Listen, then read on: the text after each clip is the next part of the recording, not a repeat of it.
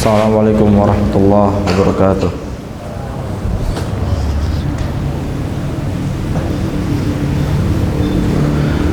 Innal hamdalillah nahmaduhu wa nasta'inuhu wa nastaghfiruh wa na'udzu billahi min shururi anfusina wa sayyiati a'malina. May yahdihillahu fala mudilla lahu wa may yudlil fala hadiya lahu. Asyhadu an la ilaha illallah wa asyhadu anna Muhammadan abduhu wa rasuluh. Allahumma shalli wa sallim ala abdika wa rasulika Muhammad. Ballagha risalata wa adal amana wa nasahal ummah wa tarakaha 'alal bayda lailaha kanahariha la yazighu anha illa kana minal halikin. Wa salawatullahi wa salamuhu alaihi wa ala alihi wa sahbihi wa man tabi'ahum bi ihsanin ila yaumiddin. Amma ba'd. Qala Allah ta'ala fi kitabil aziz, ya ayyuhalladzina amanu taqullaha haqqa tuqatih wa la tamutunna illa wa antum muslimun. Ya ayyuhan nas ittaqu rabbakumul ladzi khalaqakum min nafsin wahidah wa khalaqa minha zawjaha wa batha minhuma rijalan katsiran wa nisaa'a wattaqullaha alladzi tasaaluna bihi wal arham innallaha kana 'alaikum raqiba. Ya ayyuhalladzina amanu taqullaha wa qulu qawlan sadida yuslih lakum a'malakum wa yaghfir lakum dhunubakum wa may yuti'illaha wa rasulahu faqad faza fawzan 'azima. Fa inna asdaqal hadithi kitabullah wa khairal huda Muhammadin sallallahu alaihi wasallam wa syarrul umuri muhdatsatuha wa kullu muhdatsatin fid dini bid'ah wa kullu bid'atin dhalalah wa kullu dhalalatin finnar. Azanallahu wa iyyakum minan nar. Ma'asyiral muslimin rahimani wa rahimakumullah jami'an. Senantiasa kita memuji Allah Subhanahu wa taala yang telah memberikan kita banyak sekali kenikmatan. Kenikmatan yang terbesar adalah diberikan kepada kita keimanan dan keislaman. Maka kewajiban kita untuk mensyukuri nikmat ini dengan terus menjaga keimanan kita, dengan terus menjalankan yang Allah perintahkan dan menjauhi larangannya.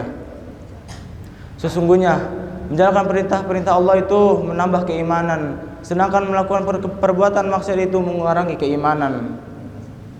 Maka apabila kita ingin menjaga keimanan kita, maka amalkanlah amalan-amalan soleh yang Allah perintahkan. Demikian pula yang sunnah dan yang wajib. Demikian kita berzikir kepada Allah Subhanahu wa taala berupa membaca Al-Qur'an dan lainnya. Ma'asyiral muslimin rahimani wa rahimakumullah. Kemudian maksiat merupakan suatu perkara yang dapat membinasakan keimanan kita. Iman akan terus turun dan binasa apabila kita terus bermaksiat kepada Allah Subhanahu wa taala. Di antara maksiat itu ya ikhwah, terkadang kita menganggapnya remeh, sehingga apabila kita menganggapnya remeh, tidak disadari telah membinasakan diri kita. Dalam hadis sahih Rasulullah sallallahu alaihi wasallam bersabda, innal abda la yatakallam bi kalimatin la yulqi biha balan wa fi riwayatin min sakhatillah wa fi riwayatin lam yatabayyan lah yahwi bi fi nari jahannam 70 kharifan. Seorang hamba yang mengatakan kata-kata yang merupakan dimurkai Allah Subhanahu wa taala, atau dalam riwayat yang lain dia tidak berusaha untuk mencari tahu apakah ucapan itu dimurkai Allah atau tidak. Ternyata gara-gara ucapan itu, kata Rasulullah, yang masuk ke dalam api neraka Jahannam sejauh 70 tahun. Subhanallah. Hanya karena ucapan-ucapan yang kita anggap remeh. Terlebih ketika kita bercanda, kita mengucapkan kalimat-kalimat yang kita anggap remeh, dan boleh jadi kalimat-kalimat yang kita anggap remeh itu dimurkai Allah Subhanahu wa taala. Sebagaimana Abu Ya'la meriwayatkan juga bahwasanya Rasulullah sallallahu alaihi wasallam bersabda, innal abda la yatakallam yudhika bihin nas. Seorang hamba yang mengatakan suatu perkataan agar orang-orang tertawa dengan perkataan tersebut, yahwi bi fi nari jahannam abad ma bainal masyriqi wal maghrib. Ternyata gara-gara ucapan itu ia masuk ke dalam api neraka Jahannam sejauh antara timur dan barat. Lihatlah ya ikhwah, terkadang kita mengucapkan kalimat-kalimat yang dimurkai Allah Subhanahu wa taala, kita tidak berpikir. Yang kita pikirkan hanyalah agar orang-orang tertawa dengan perkataan kita, agar orang-orang senang dengan perkataan kita. Tapi kita tidak berpikir bahwasanya kalimat-kalimat itu dimurkai Allah Subhanahu wa taala. Akibat itu kita dimasukkan ke dalam api neraka jahanam sejauh langit dan bumi. La haula wala quwwata illa billah. Kemudian kemaksiatan ini yang harus kita perhatikan karena yang dapat membinasakan diri kita. Oleh karena itu, janganlah sesekali kita meremehkan maksiat sekecil apapun juga. Karena boleh jadi maksiat kita anggap kecil itu besar di sisi Allah Subhanahu wa taala. Allah Subhanahu wa taala berfirman, "Tahsabunahu hayyina wa huwa indallahi 'azim." Kalian mengira itu remeh, padahal di sisi Allah itu besar. Ma'asyiral muslimin rahimani wa rahimakumullah. Kita sebagai kaum muslimin jangan sesekali menganggap remeh maksiat sekecil apapun juga. Karena yang menganggap remeh maksiat itu hanyalah orang-orang munafikin. Sebagaimana Abdullah bin Mas'ud menyebutkan bahwasanya ketika seorang mukmin ia terjatuh ke dalam perbuatan maksiat seakan-akan gunung yang akan menimpa dirinya. Akan tetapi ketika seorang munafik ia melakukan perbuatan maksiat seakan-akan lalat yang lewat di hadapan hidungnya, sehingga ia menganggap remeh maksiat tersebut. Ia menganggap bahwa imannya tidak berkurang karena kemaksiatan tersebut. Yang celakanya jika ia disuruh untuk bertobat, ia terus berangan-angan. Dia mengatakan nanti saya akan bertobat. Kemudian dia tertipu dengan kata-kata nanti. Ia terus berangan-angan. Ia terus mengatakan nanti saya akan bertobat. Tapi entah kawan ya ikhwah, maka kewajiban kita janganlah sesekali meremehkan maksiat sekecil apapun juga. Karena di balik maksiat itu ya ikhwah, ada hal yang lebih besar dari maksiat. Yang kalian maksiat itu Allah Jalla wa Ala.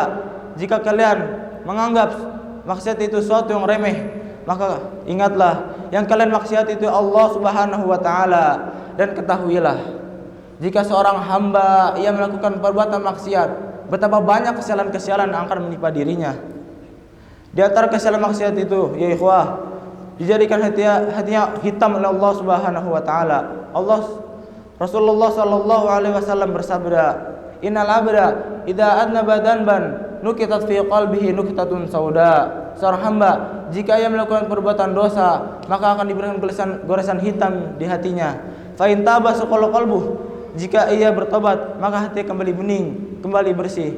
Fa in ada zaida, jika ia kembali ke dalam kemaksiatan yang sama, maka langsung ditulisnya 2. Ma'asyiral muslimin rahimani wa rahimakumullah. Di antara kesialan maksiat mencabut keberkahan dalam hidupnya, sehingga hidupnya tidak berkah, waktunya tidak berkah.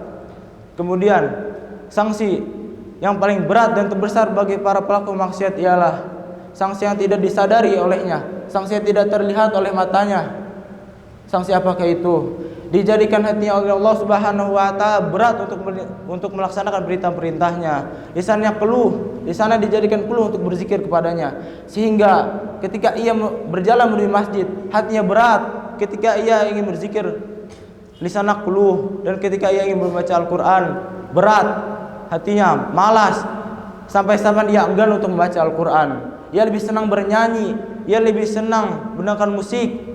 Ia lebih senang hal yang terdapat padanya zikir kepada Allah Subhanahu wa taala dengan hal yang sia-sia. Akibat kemaksiatannya lah dijadikan oleh Allah Subhanahu wa taala hatinya berat untuk melaksanakan perintah-perintahnya. Hatinya kelam sehingga untuk menuntut ilmu dan duduk di majelis ta'lim sangat berat sekali. Sehingga ketika itulah ia menjadi seorang yang paling zuhud terhadap ilmu dan amal. Betapa mengerikannya maksiat terhadap dunia dan akhirat. Aqulu qouli hadza wastaghfirullah li wa lakum wa lisa'iril muslimina min kulli dzamb fastaghfiruh innahu huwal ghafurur rahim.